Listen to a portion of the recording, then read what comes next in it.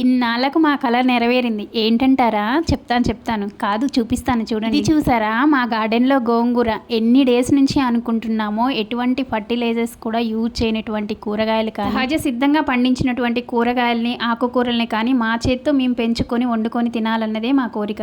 ముందు ఉన్న 2 యూనిట్లలో కూడా పైకోట దొరకడం వల్ల మా కోరికగానే మిగిలిపోయింది. కానీ ఇప్పుడైతే చాలా హ్యాపీగా ఉంది. నాకు సెకండ్ ప్రెగ్నెన్సీ టైంలో అయితే ఎక్కువగా కాళ్ళు వాచిపోయాయి. ఏదన్నా తినాలనిపించినప్పుడు మాత్రమే అలా వాచిపోతాయని అమ్మ వాళ్ళు చెప్పేవాళ్ళు. నాకైతే ఎక్కువగా ఈ గోంగూర తినాలనిపించేది. కానీ మేము ఉండే దగ్గర అయితే ఈ గోంగూర దొరకదు. అటు సైడ్ వేరే గోంగూర దొరుకుతుంది. అది కర్రీ చేస్తేనే మొత్తం పేస్ట్లా అయిపోయేది.